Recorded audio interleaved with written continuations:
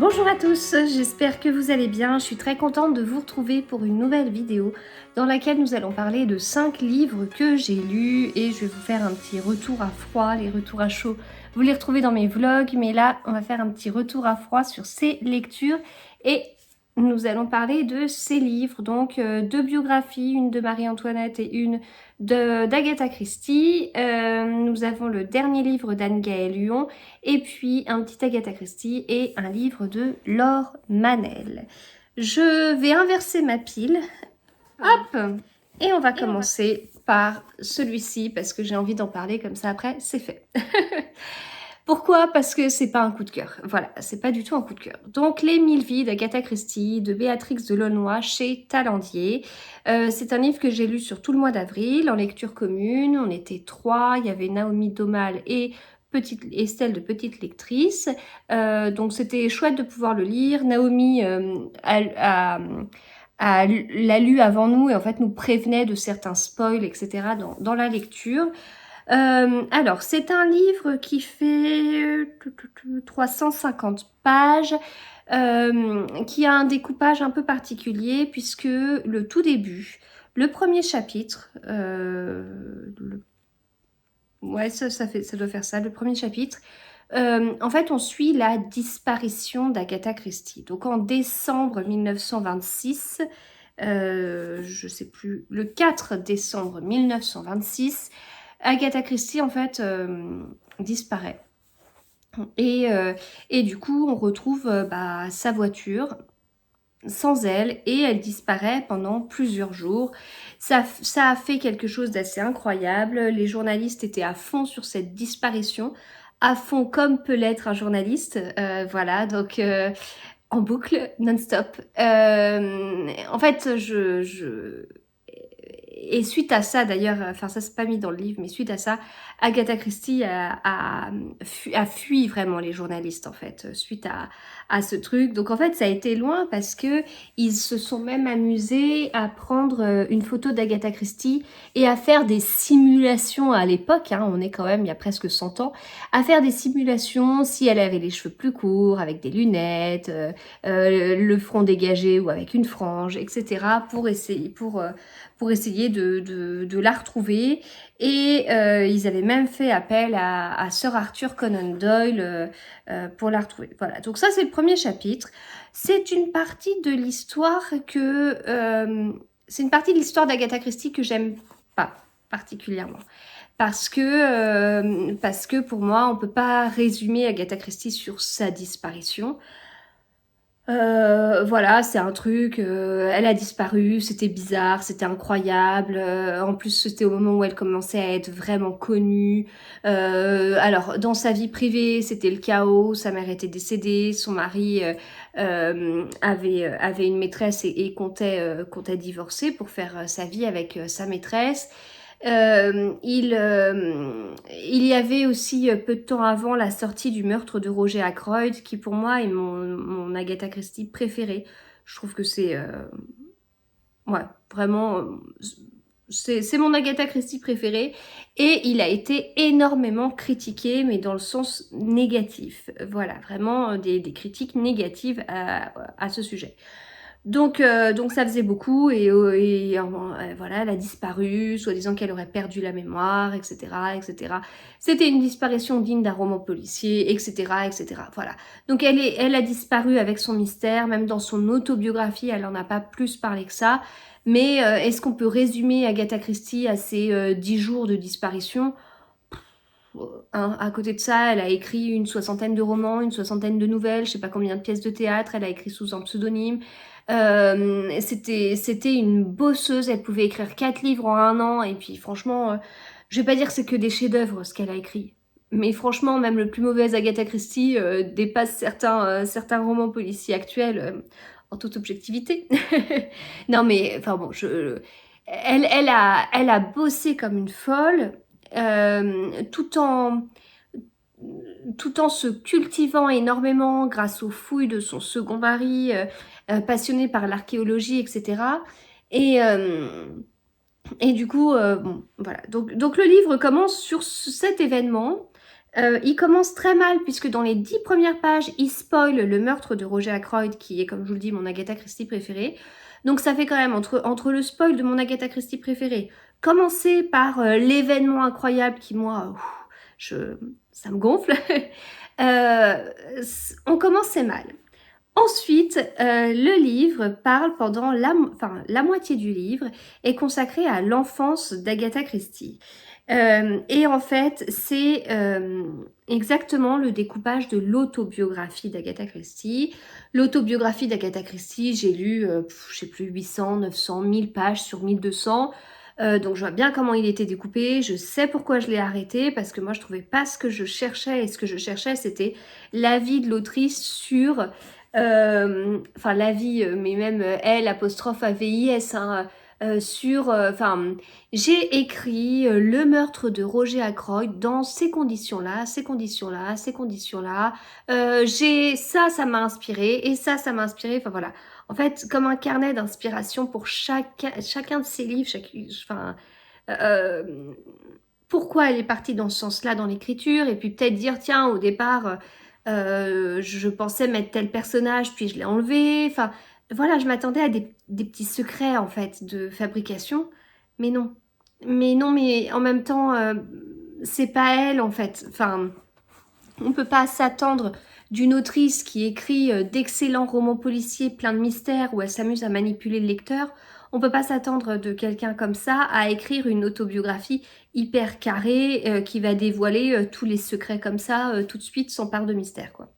Voilà, donc j'avais pas trouvé ce que je voulais. J'espérais dans cette biographie trouver ce que je voulais, mais alors non, puisque du coup elle a repris vraiment, l'autrice a repris le découpage de l'autobiographie d'Agatha Christie, qui est consacré de façon pas du tout, enfin non, enfin si vous voulez une biographie très équilibrée ou une autobiographie très équilibrée, on aurait le même nombre de pages par année. Voilà, ça ce serait pas mal. Bon après, ok, il y a peut-être des années où il y a plus ou moins d'événements, donc allez, plus ou moins 5%, mais voilà. Et en fait non, c'est pas du tout ça, il y a une grosse part de son enfance. Et puis là, on a un beau résumé de l'autobiographie, et donc il y a une bonne part de l'enfance, et donc ça prend... mis à part le premier chapitre, ça prend tout ça, quoi.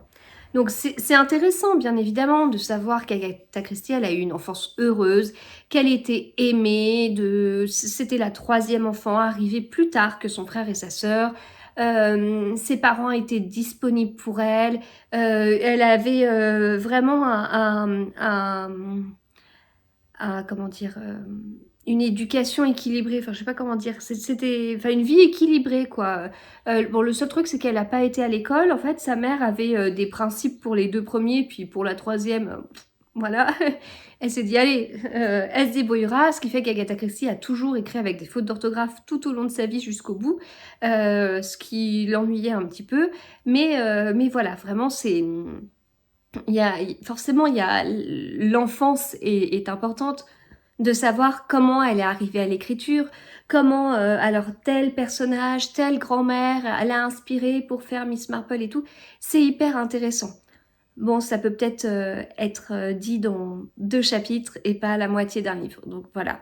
Et ce qui fait qu'en fait, tout ce qui, moi, m'intéresse était très, très, très résumé dans la 2e partie. Et donc, c'est frustrant. C'est assez frustrant. Et du coup, on est vraiment sur la vie de l'autrice en dehors de l'écriture de ses livres. Donc, alors, comme elle avait une vie très intéressante, très chargée, etc., etc., c'est juste que c'est un petit peu frustrant, voilà, que ça se passe comme ça. Bon, voilà, mais bon, c'est comme ça, hein, donc voilà. Quelques spoils d'Agatha Christie. Est-ce que c'est utile de spoiler un Agatha Christie? Est-ce que c'était utile de les spoiler pour l'histoire? Non. Est-ce que c'est utile de spoiler un Agatha Christie? Mais non, enfin non. Non, non, non. Bon, en fait, je pensais que ma réaction à froid serait beaucoup plus modérée, mais en fait, a priori non. Je suis toujours assez agacée. Non, mais je suis déçue, en fait. Je suis vraiment très déçue. Et cette biographie m'a déçue. Voilà. En plus, j'ai relevé une incohérence à la fin sur une date. Donc, ce qui... Enfin... voilà, ce qui est dommage. Enfin, on spoil des Agatha Christie, puis ensuite on se trompe sur des dates. Enfin, je trouve que euh, c'est pas très correct pour le lecteur, voilà. Et j'ai pas du tout aimé l'épilogue. On est sur un épilogue d'une biographie d'une autrice incroyable, au rendement de folie, à la qualité des romans policiers incroyables. Enfin, on est vraiment sur une personnalité hors du commun. Et derrière, que ça se termine euh, sur la vie de son la vie de son second mari à son décès, etc., en se trompant sur une date. Pouf, voilà. Donc voilà. Moi, je suis désolée parce que je suis pas du tout. Je suis très parti pris en fait. Hein. J'arrive pas à vous donner des points positifs. Je donne pas mon avis comme ça d'habitude, donc j'aime pas trop être aussi peu. Enfin, je pense que je manque encore d'objectivité, mais là, j'avoue que j'ai vraiment été déçue. Depuis, j'ai regardé une petite vidéo sur Arte sur la vie d'Agatha Christie, qui était, du coup, c'était hyper intéressant. Et bon, en fait, il n'y a pas besoin de ce livre. Vous pouvez regarder cette vidéo, ça vous prendra moins de temps. Du coup, c'était hyper intéressant parce qu'il y avait pas mal d'intervenants, et notamment son petit-fils et son arrière-petit-fils, et le petit-fils d'Agatha Christie. Donc en fait, Agatha Christie, pardon, a eu une fille, et cette fille a eu un fils. Après, je sais pas le petit-fils combien il a eu d'enfants, mais en tout cas, il a eu au moins un fils, qui est derrière le compte officiel d'Agatha Christie. C'est lui qui a repris l'héritage, quoi. C'est l'arrière-petit-fils qui a fait changer le nom de Dix Petits Nègres en France pour s'aligner sur le nom anglais. Et donc, enfin, bon, c'est pas la seule raison du tout, mais en tout cas, voilà. Et donc, en fait, c'était intéressant parce que le petit-fils d'Agatha Christie, il est présent dans la biographie. Hein, là, vraiment, elle en parle. Il était très... et il l'a bien connu, vraiment, il l'a bien connu. Et du coup, il peut pouvoir l'entendre parler. Enfin, c'est hyper précieux, quoi. Il parle de sa grand-mère qu'il a connue, dont il a des souvenirs. C'est génial. Et sa grand-mère, bah, c'est Agatha Christie, quoi. Donc voilà, je trouvais que c'était top. Et puis voir aussi l'arrière-petit-fils qui est derrière tout ça maintenant, c'était vraiment, vraiment très chouette. Donc je peux pas vous dire que j'ai appris 50 000 choses, mais en tout cas, on voit les personnes, on voit les lieux, c'est dynamique, c'est bien fait. Donc si vous voulez en savoir plus, je vous le conseille. Et puis j'ai également écouté Au cœur de l'histoire de Franck Ferrand, dédié à Agatha Christie, où le biographe officiel, qui est François Rivière, est interrogé, etc. Il n'y a pas de spoil. Franck Ferrand y a fait très attention, il n'y a pas de spoil. Et c'est également très intéressant. Voilà, donc, alors très intéressant. Je vous conseillerais plus le reportage sur Arte que Au cœur de l'histoire, mais si vous voulez en savoir davantage, regardez tout, ce sera très bien. Celui-là, vous pouvez en faire abstraction. Alors, si je reste dans Agatha Christie, bah, je vais vous parler du livre que j'ai lu sur le mois de mai. C'est Un meurtre est-il facile? Alors, ces derniers temps, j'aimais bien lire quand même 2 Agatha Christie par mois, mais là, sur le mois de mai, ça passera pas. J'ai trop d'autres lectures. Un meurtre est-il facile? Alors, c'est un livre où il n'y a pas d'enquêteur connu. Et pourtant, il est très bien. Il est très bon, très dynamique, très moderne par rapport aux Agatha Christie, aux Poirot habituels, enfin moi que j'aime beaucoup, hein, mais là il y a un côté un peu thriller, il y a énormément de morts, voilà. Et on est sur un thème qu'Agatha Christie aime bien ressortir dans certains de ses livres, c'est le crime impuni. Quelqu'un qui commet des crimes, mais ça peut passer pour un accident. Voilà. Donc on n'est pas du tout sur quelqu'un qui meurt par 12 coups de couteau, ou quelqu'un qui meurt d'une balle et on voit bien que l'endroit où il situe la balle, et ça peut pas être un suicide. Enfin voilà, là non, non, c'est des petites choses. Oh bah tiens, il a dû abuser de son médicament machin. Oh bah mince, elle s'est trompée de flacon, et dans ce flacon qu'elle a pris, c'était du poison. Elle a dû confondre parce qu'elle faisait elle faisait le ménage à tel endroit et elle a du mal ranger quelque chose. Voilà, c'est ce style de sujet qui ressortent dans certains de ses livres. Et en fait, donc on a le héros, Luke Fitzwilliam, qui est dans un train et qui se retrouve avec une vieille dame qui a envie de parler et qui lui dit, bah écoutez, je vais à Scotland Yard parce que vous voyez, dans mon village, il y a des morts qui sont trop bizarres, mais moi je sais que c'est pas un accident, je sais que ce sont des crimes, je sais qui c'est, et je sais même quelle est sa première victime parce que j'ai vu son regard, etc. Et du coup, faut arrêter ça, donc je vais à Scotland Yard, voilà. Bon, le Luc, il dit ok, d'accord, bon, c'est encore une vieille dame qui veut faire son intéressante, qui s'ennuie et qui s'invente des histoires. Ok, ça va pas plus loin. Et puis en fait, à un moment donné, il regarde le journal, puis il s'avère que, petit article dans le journal, fait divers, cette vieille dame, eh ben elle est morte, une voiture l'a renversée. Alors, ok, d'accord, c'est fou parce que quand même elle allait à Scotland Yard, c'est pas de chance, voilà. Et puis, la vieille dame lui avait dit qui, alors elle lui avait pas dit qui elle pensait être le meurtrier, mais elle lui avait dit les noms des personnes qui étaient décédées, etc. Et elle lui avait dit, je sais que le prochain sur la liste, c'est gna gna gna gna gna, je sais plus le nom. Et, euh, et en fait, il retrouve dans le journal que cette fameuse personne est décédée d'un accident, d'un truc et tout. Et là, il se dit, ah ouais, non, mais là, c'est bon. Enfin, c'est pas possible. Enfin, ça fait trop de coïncidences. C'est pas possible. Je me débrouille. J'essaye de partir dans ce village et d'enquêter parce que j'y crois pas du tout. Voilà, puis il mène l'enquête, etc. Donc très intéressant, côté très Miss Marple par euh, la- le côté village et tout, le livre, l'histoire, les petits pipi des villages, etc. Donc très Miss Marple par ça, mais très Hercule Poirot par euh, la construction logique, carrée du livre, par le fait qu'on voit enfin, on voit un peu chaque suspect, il y a une belle résolution, enfin voilà, j'ai retrouvé ce que j'aimais bien dans les Agatha Christie, et puis le rythme est globalement rapide, et puis voilà, il y a plein de morts, et c'est quelqu'un qui, c'est assez dynamique, c'est quelqu'un qui va bouger, qui va aller à la rencontre des gens, il va pas rester dans son fauteuil, donc voilà, bon.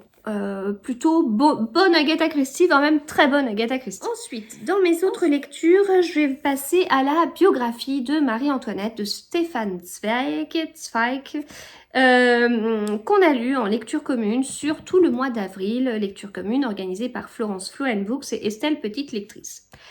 C'est un livre que je n'aurais jamais lu si, les filles n'avaient pas organisé cette lecture commune, et deux, si les filles de la lecture commune du premier tome de Au service secret de Marie-Antoinette de Frédéric Lenormand n'avaient pas mis des petites phrases, des petits trucs qui trop tentants, enfin voilà. Parce qu'elles étaient là en train de dire c'est génial de lire la biographie de Marie-Antoinette en parallèle de la série de Cozy Mystery de Frédéric Lenormand et tout. Ça a du sens et puis bon, à force de dire ça, j'ai été tentée, voilà. Je me suis pas renseignée plus que ça avant, je me suis pas renseignée sur le fait que c'était un petit pavé. Donc voilà.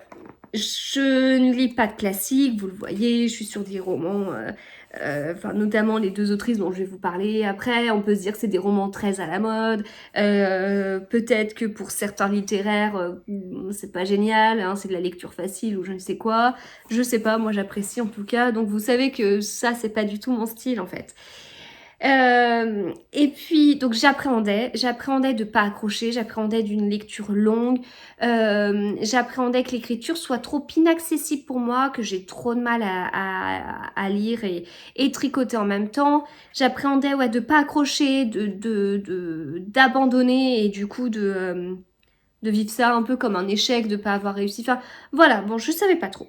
Après, c'est l'intérêt de la lecture commune, hein, on était motivés ensemble et tout, et ça c'était bien. Prologue, le prologue a confirmé toutes mes appréhensions, toutes mes peurs. Là, je me suis dit, ouais, ok, d'accord, le niveau, il est vachement haut au niveau de l'écriture.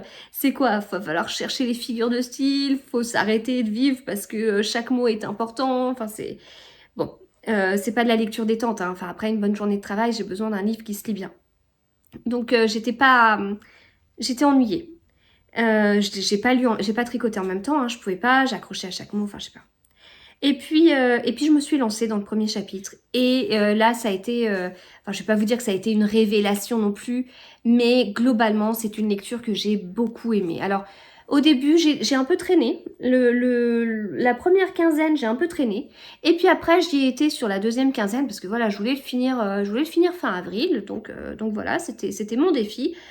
Et puis les premiers chapitres étant bien, c'était un défi malgré tout réalisable.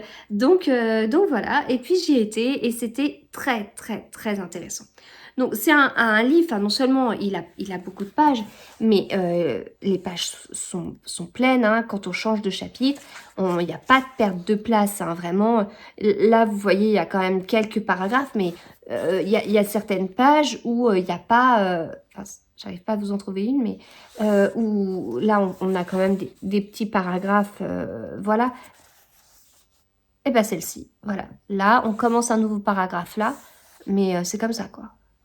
Donc, je veux dire, si vous regardez ça, si vous êtes un peu comme moi, vous vous dites, non, mais c'est pas pour moi, enfin, ça va être hyper ennuyeux. Mais non, en fait, c'est hyper intéressant. C'est hyper intéressant parce que, déjà, on connaît la fin, malheureusement. On connaît la fin de Marie-Antoinette, même si moi, j'avais... Enfin, mis à part la guillotine, enfin, Révolution française, bien sûr, guillotine, j'avais pas plus d'infos, enfin, j'avais pas plus d'infos en tête, ni quoi que ce soit. Et là, en fait, c'est hyper intéressant parce que, en fait, c'est pas une histoire, c'est notre histoire. Donc c'est intéressant par rapport à ça. C'est intéressant de voir comment on en est arrivé là. Et ça, alors, justement, Zweig, enfin, en fait, il y a double défi dans ce livre. Il y a un livre écrit par Zweig, quand même, voilà, un sacré auteur. C'est le premier que je lis, mais voilà. Et puis un livre sur Marie-Antoinette, quoi. C'est double intérêt. Peut-être ce que je voyais comme une double difficulté, mais en fait, c'est hyper intéressant. Il a fait ça d'une façon hyper intelligente. Et moi qui ai lu la biographie d'Agatha Christie en même temps que celle-là, bon, la biographie d'Agatha Christie, elle est un cran en dessous, voire même plusieurs crans en dessous. Là, en fait, il écrit... alors, enfin déjà au niveau du découpage, bon globalement c'est chronologique bien évidemment, hein, et en fait il a quand même un chapitre sur un fait. Et ça va être le titre de son chapitre. Donc on a l'ami apparaît, l'affaire du collier, Trianon, le roi est mort, vive le roi, la conquête de Paris, etc. Donc la lutte pour un mot, ça je me rappelle de ce chapitre. Et donc en fait c'est voilà, c'est un fait, c'est une petite histoire. Et puis ces petites histoires, elles s'enchaînent pour arriver petit à petit jusqu'au décès de Marie-Antoinette. Alors le découpage, du coup là, il est parfait. L'enfance de Marie-Antoinette ne fait pas la moitié du livre. En revanche, on arrive à la Révolution française dès la moitié du livre. Donc vraiment, les toutes dernières années de la vie de Marie-Antoinette sont dans une moitié en fait. Et donc Zweig décrit Louis XVI et Marie-Antoinette. Il y va pas de main morte. Vraiment, il essaye pas de trouver des circonstances atténuantes et tout. Il y va cash, voilà. Louis XVI, en gros, c'est un incompétent, mais il va décrire pourquoi. Il va pas écrire incompétent, point. Non, il va y aller. Mais alors, il y a un chapitre où il charge, hein, vraiment, il y va fort. Hein, il y va fort sur Louis XVI et sur Marie-Antoinette. Et on sent une sorte de, malgré tout, alors un peu d'admiration pour Marie-Antoinette, mais sur la fin de sa vie, quand il est trop tard. Et c'est quelque chose qu'il dit souvent dans son livre, c'est vous voyez, donc au début de sa vie, Marie-Antoinette, très égocentrique, très égoïste, à penser à elle et pas au peuple, à penser à ses plaisirs personnels, et vraiment le peuple, elle en avait strictement rien à faire. Et ce qui l'importait, c'était de faire ses sorties à Paris, c'était rigolo, elle embarquait un ou deux frères du roi, qui derrière n'ont pas hésité à mettre un coup de poignard dans le dos, enfin... Voilà, donc toutes ces petites histoires, etc. Et donc Zweig, il dit bien, vous voyez tout ça? Bah ouais, mais c'est comme ça que derrière, on en arrive là. C'est comme ça que suite à ça, et ben derrière, le peuple n'était pas content. Sauf qu'en fait, au moment où le peuple n'était pas content, Marie-Antoinette avait eu une prise de conscience et essayait de rattraper, mais c'était trop tard, la révolution est arrivée. Et ce qui dit beaucoup, c'est qu'elle a jamais été autant reine que quand il y a eu la Révolution. Voilà, donc il y a une sorte d'admiration quand même sur la fin, même s'il n'hésite pas à y aller assez fort. Et c'est vraiment, c'est pas un fait pour un fait, c'est pas elle est allée quelque part, il s'est passé ça, là, non, c'est le fait, mais le fait est analysé. Et c'est pas de l'analyse rébarbative, non, c'est très très intéressant. C'est très intéressant. Franchement, je vous le conseille. Faut pas avoir peur, vous voyez ce que je lis, je suis pas une grande littéraire, je suis pas... J'aime bien quand ça va globalement vite, même si on voit là Les Misérables et, et l'Odyssée d'Homère. Ne vous fiez pas à ces livres, hein. Non, non, non, l'Odyssée d'Homère, j'en ai lu que des extraits quand je faisais du latin. Et Les Misérables, alors j'avais lu moi-même hein, en première, mais à côté des cours parce que j'avais très envie de découvrir. Mais sur les 3 tomes, j'en ai lu que 2, hein, donc ne vous fiez pas. Et puis c'est du Victor Hugo, c'est très agréable à lire. Victor Hugo, j'aime beaucoup. Enfin voilà, bon. Donc voilà, du coup, vous voyez que vous voyez que c'est accessible, hein, vous connaissez mes lectures, vous voyez que c'est accessible. Donc si je vous dis c'est hyper intéressant, c'est vraiment, on se laisse porter et tout, avec des choses où on se dit non, non mais c'est pas possible. Et en fait tout ça c'est de la réalité, c'est même pas de la fiction. Voilà, ça me fait penser à un livre que j'avais lu sur la télé-réalité il y a un moment, où en fait ils étaient, enfin pour tout ce qui est télé-réalité, ça servait à rien d'écrire des scénarios pour les stars de la télé-réalité parce que la réalité dépassait la fiction et qu'ils inventaient des trucs et des choses où jamais un scénariste aurait pu imaginer de telles situations tellement on est sur, alors beaucoup sur du ridicule. Mais là, en fait, c'est un peu la même chose au niveau des rebondissements, au niveau des trahisons et tout. Il y a des choses où on se dit non, mais c'est pas possible. Et c'est vrai, voilà, c'est vrai. Donc je vous le conseille. Alors ensuite, La mélancolie du kangourou de Laure Manel. C'est un livre qu'on lisait en lecture commune. C'est une histoire alors que j'ai bien aimée. Mais, et alors je peux vous le dire parce que je suis en train de lire la suite en ce moment et j'aime beaucoup la suite et j'ai une préférence pour l'écriture de la suite. Euh, Par moment, l'écriture, j'ai eu un peu de mal, mais je peux pas vous expliquer pourquoi. Je n'ai pas identifié pourquoi. Peut-être des phrases parfois un peu toutes faites, un peu scolaires peut-être, je sais pas. Ce que je retrouve pas du tout dans la suite en fait. Donc voilà, si je me trompe pas, c'était le 2e livre de l'autrice. Euh, alors, cette histoire est très triste puisqu'on commence avec Antoine qui... Antoine, il est avec Raphaël et Raphaël, elle est enceinte. Et donc, elle lui annonce la grossesse, enfin, elle lui annonce, enfin oui, et ils suivent ensemble. Enfin, on a en très peu de pages au début, on a toute cette histoire jusqu'au moment de l'accouchement. Sauf que elle décède au moment où elle accouche. C'est terrible. C'est c'est un drame, mais c'est même pire que ça. La petite fille, Lou, vit. Euh, et Antoine, il était fou amoureux de sa femme. Et il n'y arrive pas. Enfin, il n'y arrive pas. Et en plus, on attend beaucoup de lui parce que bah, il doit s'occuper de sa fille. Et c'est terrible. C'est terrible. Voilà. Donc début très dur, très émouvant.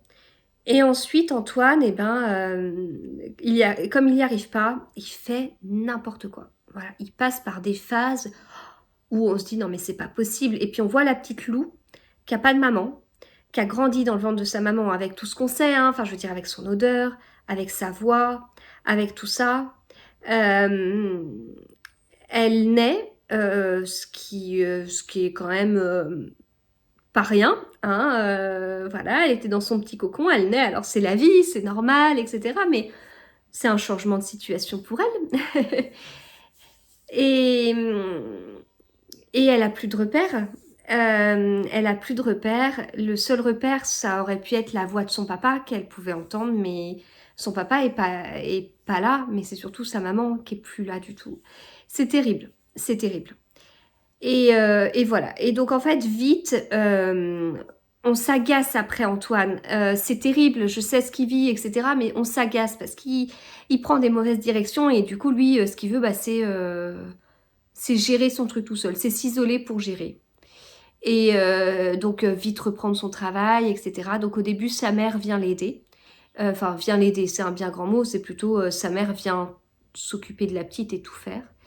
Et au bout d'un moment, bah, sa mère, elle doit repartir chez elle, notamment s'occuper de son mari qui est un peu ancienne génération, donc c'est-à-dire que pour lui, il a énormément réussi parce qu'il est jamais là de la journée, il est au travail. Mais alors par contre, quand il rentre, il doit mettre les pieds sous la table et tout doit être prêt. Donc le fait que sa femme soit pas là, c'est pas voilà, et donc forcément, elle ne peut pas rester éternellement puisqu'il faut bien s'occuper de son mari. Donc voilà, donc assez compliqué. Et pour pouvoir, bah, enfin, pour pouvoir s'occuper de la petite Lou, eh bien Antoine et sa maman embauchent Rose, un peu comme jeune fille au père, qui en fait vient pour s'occuper de la petite jour et nuit, lui donner ses biberons de la nuit, s'occuper d'elle la journée, voilà. Donc Rose, elle est jeune, ses copains comprennent pas trop ça. Ils voient qu'elle s'attache beaucoup à la petite et ils essayent de la mettre en garde. Mais voilà, donc c'est l'histoire de la mélancolie du kangourou. Et puis voilà, petit à petit, donc le drame est là, tout est posé, puis on suit leur vie. Voilà, donc c'était bien puisque j'ai vraiment voulu lire la suite, mais comme je vous dis, alors il y a ce côté où Antoine, par moment, c'était pas possible. À la moitié du livre, ça va. Mais c'était dur. Enfin, en fait, on pense surtout à la petite, en fait, la petite Lou, c'est terrible. Et puis par moment, au niveau de l'écriture, je sais pas, j'ai un peu de mal parfois. Et puis, voilà pour ce livre. Et puis le dernier livre dont je voulais vous parler, c'est Ce que les étoiles doivent à la nuit d'Anielle Huon. C'est l'une de mes autrices préférées, avec Virginie Grimaldi. Voilà, je la remercie parce qu'elle m'a écrit un gentil mot totalement personnalisé, puisqu'elle me parle aussi de tricot, etc. Et comme elle mettait au plaisir de se revoir bientôt, je l'espère. J'espère beaucoup aussi. J'ai découvert Anne-Gaëlle Lyon à Saint-Maur-en-Poche avec son premier livre, Même les méchants rêvent d'amour. Oui, c'est celui-là. Et en fait, j'ai un doute sur le titre du deuxième. Je sais plus. Ils seraient pas à côté? Ah si, ils sont à côté. Hop. C'est celui-ci le premier. Le bonheur n'a pas de ride. Et c'est pas mon préféré. Voilà, j'avais bien aimé, mais c'était pas mon préféré. Et puis après, donc ça, découvert à Saint-Maur-en-Poche et dédicacé de Saint-Maur-en-Poche. Ensuite, j'ai lu celui-ci. Coup de cœur. Vraiment coup de cœur. Même les méchants rêves d'amour avec un tricot sur la couverture. Coup de cœur, j'ai adoré. Vraiment, j'ai beaucoup aimé. Et là, il est dédicacé il y a un an. Et puis ensuite, j'ai acheté Les Demoiselles le jour de sa sortie dans une librairie à Paris dont elle parle souvent. Voilà, la sortie avait été compliquée parce que le jour de la sortie des Demoiselles, tous les libraires ne l'avaient pas, les Fnac ne l'avaient pas. C'était un truc un peu de fou et j'avais réussi à l'avoir. Voilà, mais on était parti à Paris avec les enfants mercredi pour que je puisse acheter mon livre. Et puis ensuite, Albin Michel avait organisé une soirée ouverte à tout le monde, hein, parce qu'à ce moment-là, je recevais pas du tout de service presse, et pour rencontrer l'autrice et tout. Et puis c'est là que j'avais fait dédicacer Même les méchants rêves d'amour, ainsi que Les Demoiselles. Les Demoiselles, j'avais beaucoup aimé. Alors, j'avais moins aimé que celui-ci.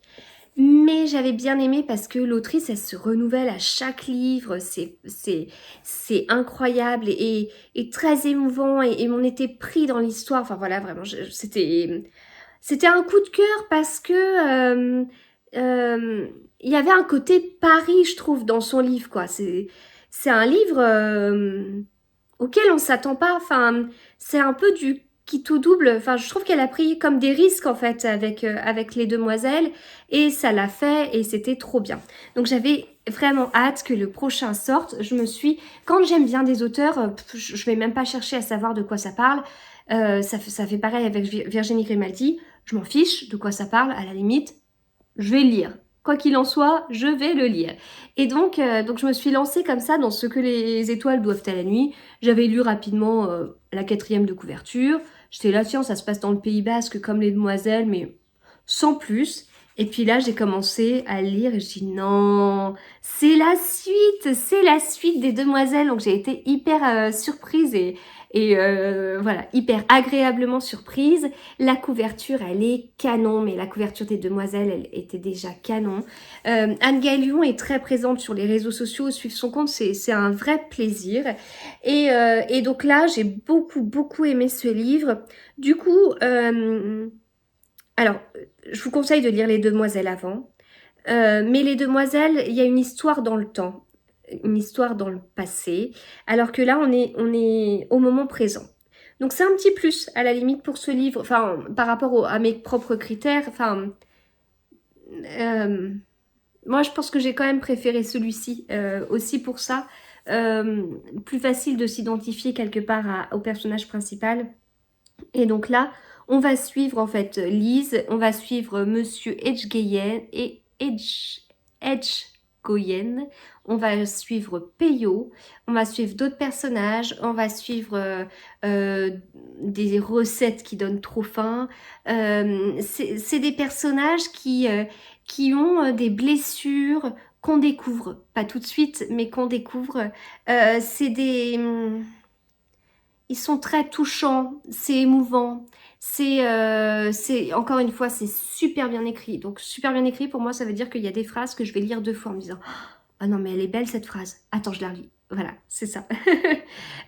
Donc vraiment, voilà, j'ai adoré, ouais, vraiment, c'est un beau livre, un beau livre. Il se lit vite, il se lit trop vite à mon goût, j'en voulais encore, je voulais continuer.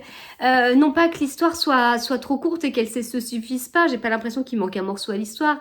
Mais voilà, c'est... Ah, j'ai adoré, vraiment j'ai adoré, très beau livre. Voilà, donc j'espère que cette vidéo vous a plu. Si vous avez lu l'un de ces livres, mettez-moi un petit message pour me dire ce que vous en avez pensé. Et je vous retrouve très vite sur ma chaîne pour d'autres vidéos. Et en attendant, bonne lecture, à bientôt!